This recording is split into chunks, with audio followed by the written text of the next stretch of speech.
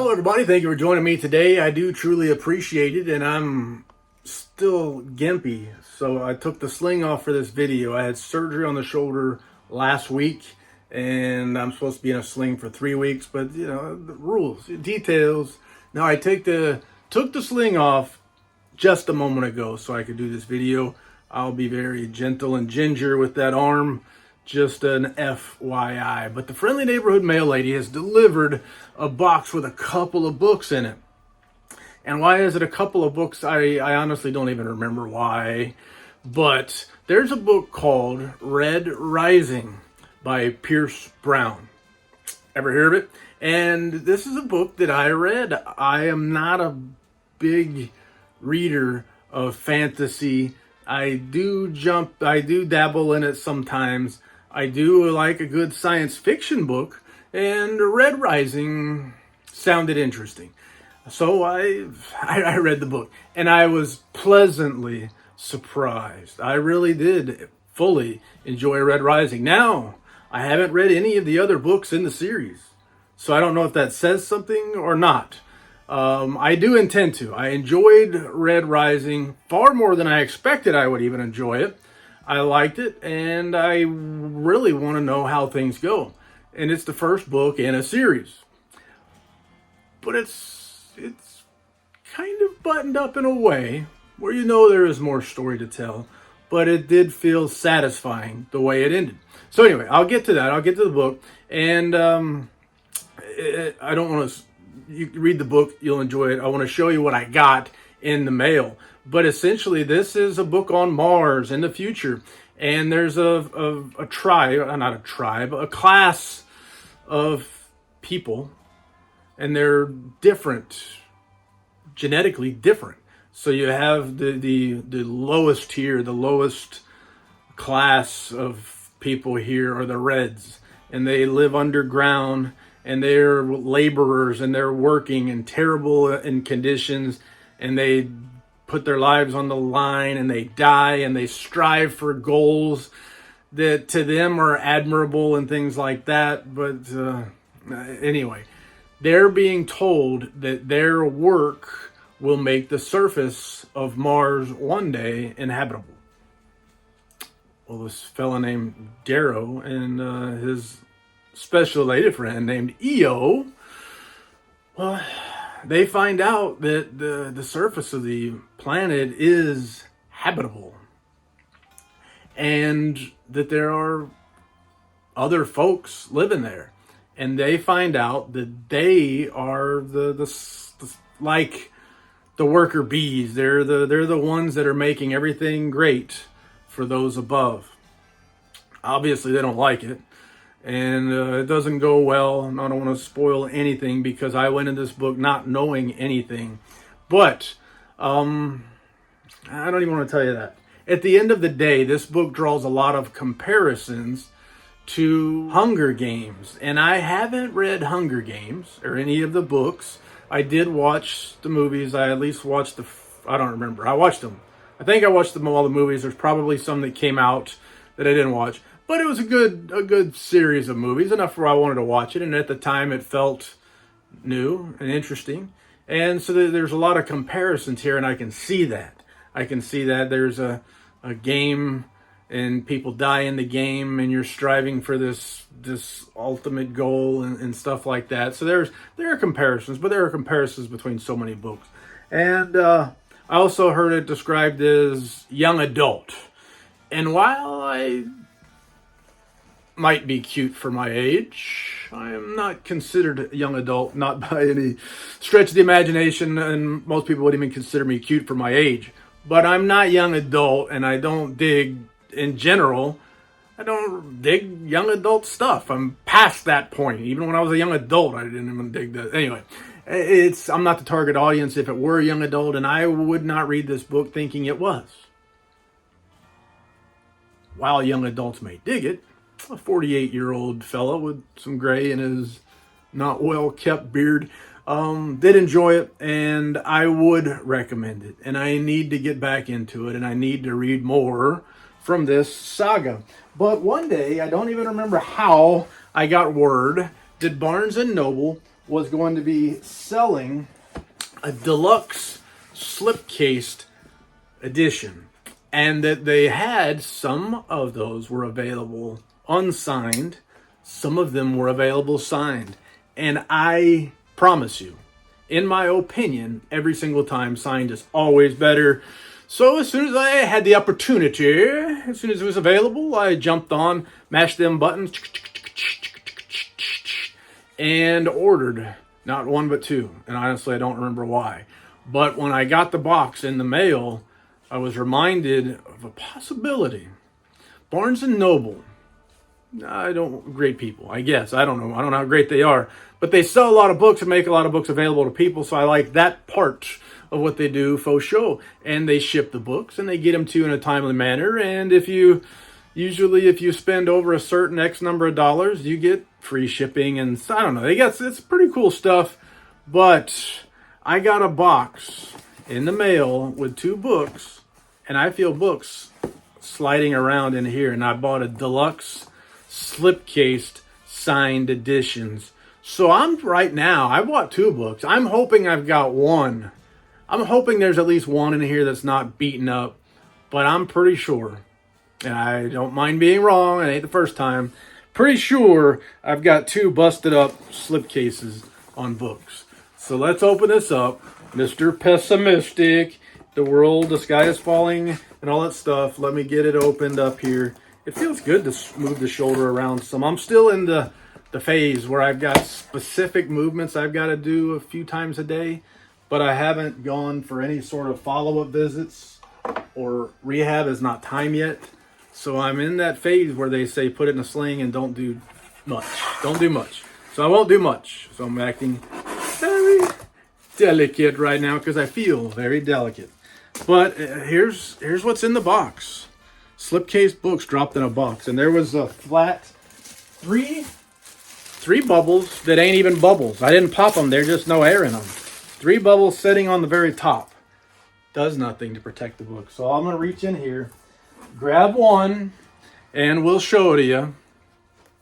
And this is a case where, gosh, I hope I can eat my words. Mark my words.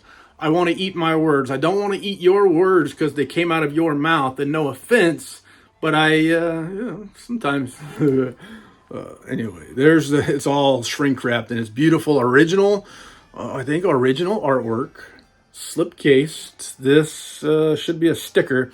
Now this sticker says $50 US, and so for the two books I paid $106.50, and I think it was free shipping over a certain number of dollars. So $6.50 was probably 6.5% sales tax to pay Uncle Fred, the county governor, mayor, whatever counties have these days. Some counties have governors, some have, I don't know what they have, tax. But slipcases are great, and I love them. And I don't want to count my chickens before I've eaten them, but it looks like this one might be unscathed. So let me take my Leatherman blade that I set too high and delicately remove the shrink wrap. And this stuff bothers some folks, I think. I'm taking a relatively sharp instrument. I abuse this one. I sharpen it regularly, but I use it as a tool, this Leatherman knife here. And I beat it up, but I'm taking this sharp instrument and I'm putting it, so close to this deluxe slipcased, signed, limited, sold out edition of a very well loved and received book by Pierce Brown here. And that might make some people nervous. But I've got a trick that I just used delicately that guarantees my book will be safe from the blade. And that trick was this. You cut the plastic, not the book. But here we go. Here's out of the box. This is what this edition looks like on the shelf. So it's a thick slipcase. I'm surprised. I don't know. I haven't bought such a thing from Barnes & Noble before, but I honestly was expecting a paper box on it because I've gotten some slipcase books through Barnes & Noble that was really just a paper box that was tucked in the back. like an old VHS box might have been long ago, something like that. But this is much thicker. It is paper. Let me take the book out and we'll show you the book here. Let me take this book out because there's a lot of more stuff to show you so you can see how thick it is. It's a cardboard slipcase wrapped in paper and it looks so nice. My love, remember the cries when winter died for spring skies. Del Rey.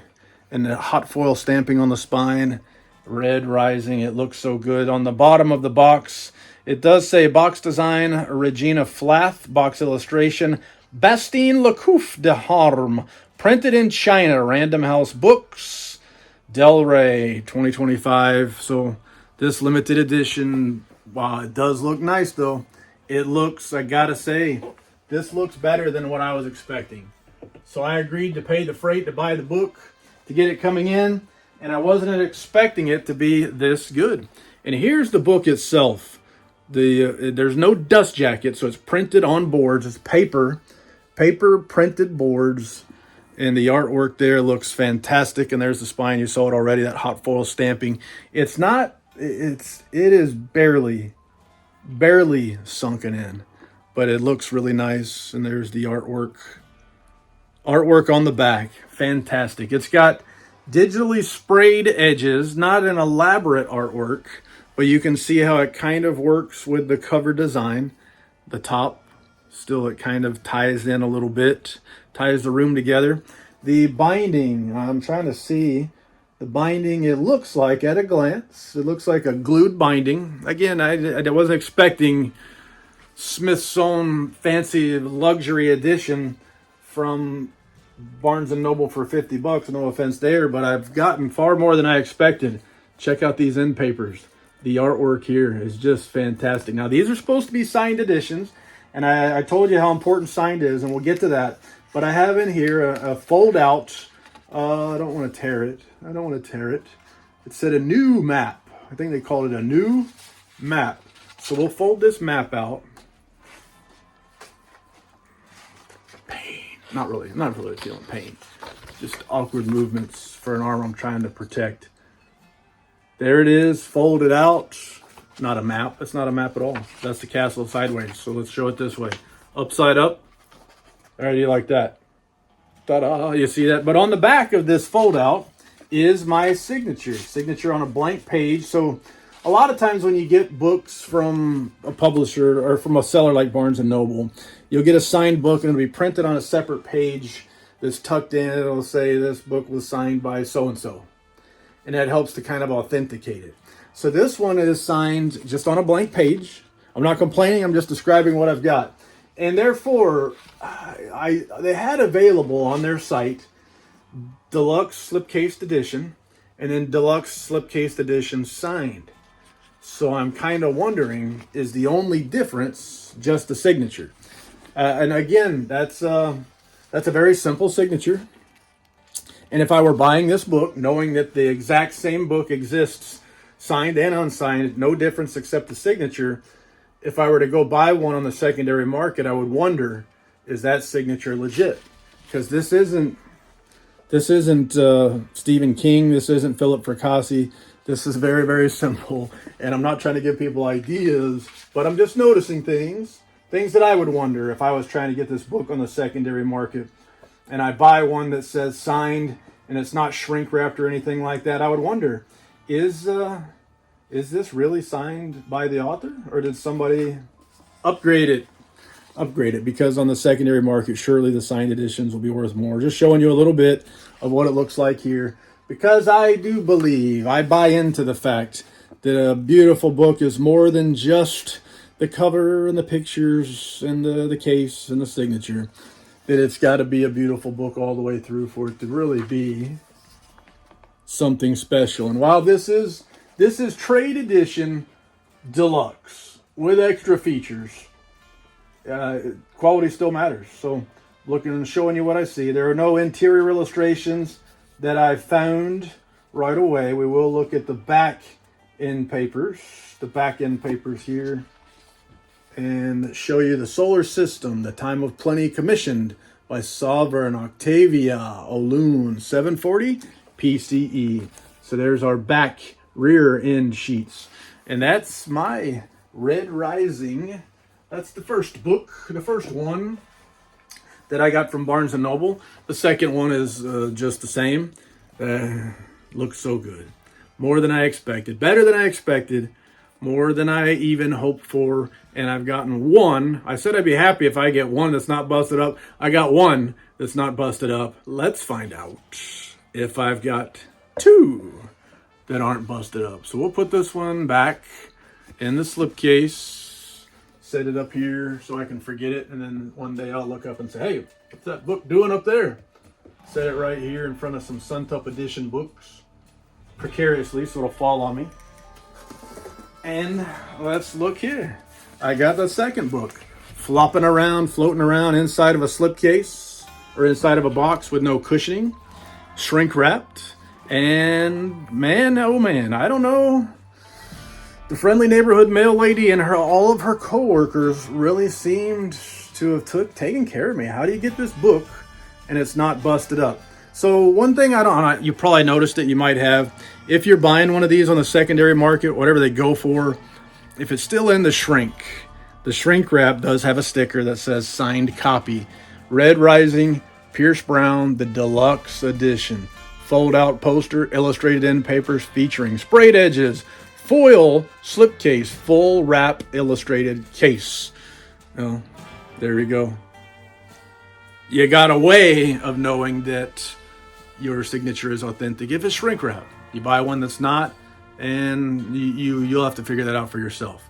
So that's a little bit of information, a little bit of 411, just in case you're on the lookout for one and you didn't get one pre-ordered early. I don't remember how long ago it was I ordered this thing. Let's see if the paper in here says so. I ordered it as the moment that it was available. And it does. I ordered it April 21st, 2025. Today is October the 15th of 2025. October the 15th it is indeed. So I don't know what day it is when you're watching. In my time, it's October the 15th. So I'm going to go back to the future. And with that being said, I can think of no more lies to tell. So thank you for your time. I do truly appreciate it. And from my friends, obviously, without a doubt, I'm a Raphael guy. To you, say la vie, baby. And you never pay full price for a late pizza. That's what a wise man says. Doo-doo.